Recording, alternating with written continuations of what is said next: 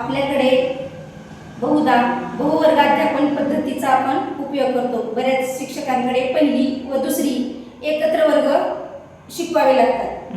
त्यासाठी आपण मुलांना गणित या विषयातील गणिती क्रिया हा घटक आज आपण अभ्यासणार आहोत। मुलांना 1 ते 99 पर्यंतच्या संख्यांची ओळख असतेच, पण त्यांना बेरीज व वजाबाकी, गुणाकार या गणितीय क्रिया अगदी सोप्या पद्धतीने कशा समजावून देता येतील, त्याचं दृढीकरण कसं करता येईल, हे आज आपण या पाठ्यघटकातून शिकणार आहोत।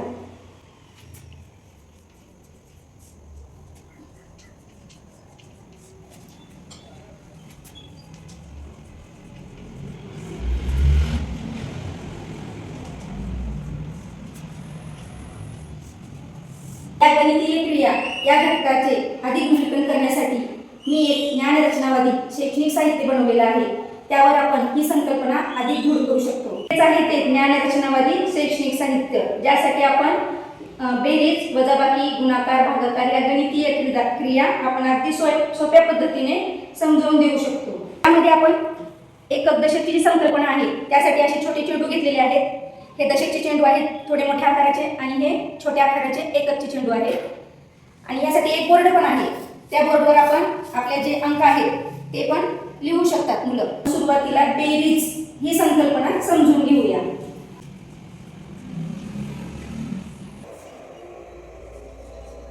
सहा अधिक 2 बरोबर किती? मुलं एकक हे छोटे चेंडू आहेत ते 6 घेतील,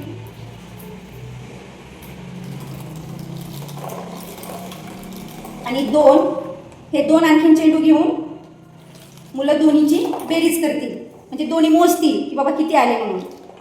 1 2 3 4 5 6 7 आणि हा एक 8। तर हे 6 अधिक 2 बरोबर 8।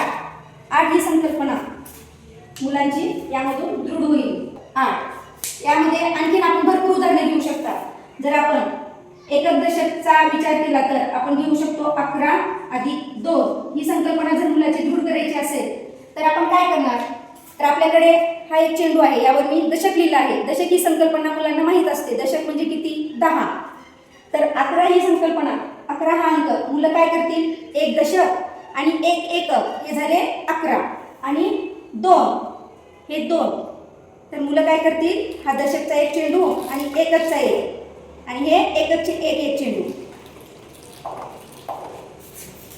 तर मुलं याची बेरीज करतील। हे एक दशक म्हणजे 10, हे 11, हे 12 आणि हे 13, म्हणजे हे 13 ही संकल्पना मुलांची अधिक दृढ होईल।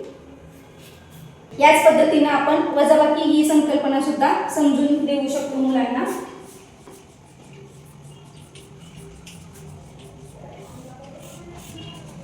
अगदी सोपी, जर एक अंकी वजाबाकी जर मुलांना सांगितली आपण, 6 वजा 3 बरोबर किती? तर मुलं लिहितील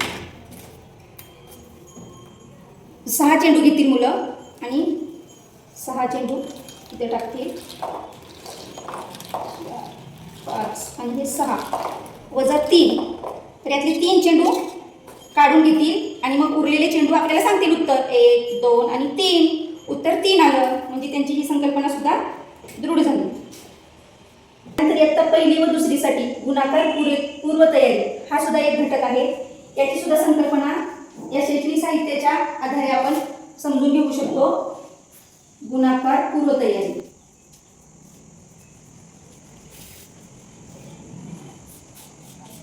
तीन अधिक तीन बरोबर। मुलं विचारल्यानंतर मुलं बरोबर सांगतील आपल्याला 3 अधिक 3 किती होतात? तर 3 अधिक 9 होतात। तर 3च्या किती जोड्या केल्या आपण? तर 3च्या आपण 3 जोड्या केल्या, तर 3 त्रिक 9।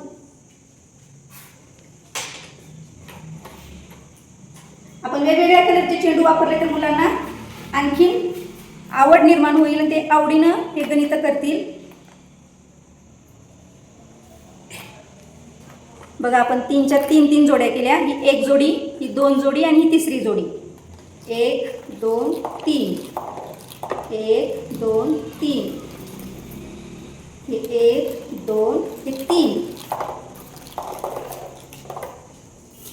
मुलं हे आनंदाने मोजतील सुद्धा। 1 2 3 4 5 6 7 8 आणि 9 म्हणजे 3 गुणिले 3 याचं उत्तर किती येते 9. तर त्या मुलांना इथं जर आपण लिहिण्यास सांगितलं तर त्यांचं अंक लेखन होईल, वाचन पण होईल आणि ह्या क्रिया अधिक दृढ होतील. आता पहिलीसाठी आपण समान वाटणी आणि समान गट हा सुद्धा घटक याद्वारे उपघटक आपण समजावून देऊ शकतो.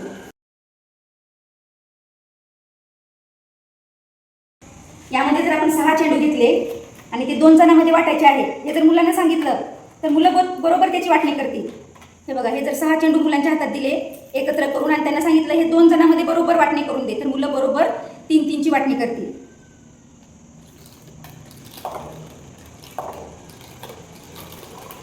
तीन ची वाटणी करतील म्हणजे त्यांना हे 6 चेंडू, एकूण चेंडू किती 6.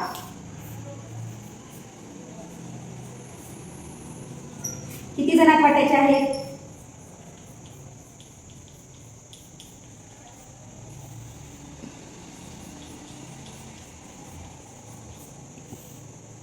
2. म्हणजे उत्तर किती येणार आहे 3.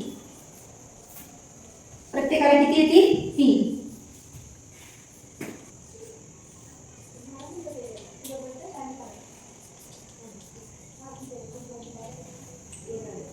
अशा पद्धतीने आपण इयत्ता पहिली दुसरीसाठी या शैक्षणिक साहित्याचा वापर करून बेरीज, वजाबाकी, गुणाकार व भागाकार यामधील एक अंकी बेरीज असेल, वजाबाकी असेल, गुणाकार, भागाकार या संकल्पना अधिक दृढ करू शकतो व इयत्ता पहिली ते चौथीतील अप्रगत मुलांना सुद्धा या शैक्षणिक साहित्याच्या आधारे त्यांच्या ज्या मूलभूत क्रिया आहेत बेरीज, वजाबाकी, गुणाकार, भागाकार या सुद्धा खूप चांगल्या पद्धतीने सराव घेऊन त्यांच्या या संकल्पना आपण अधिक दृढ करू शकतो.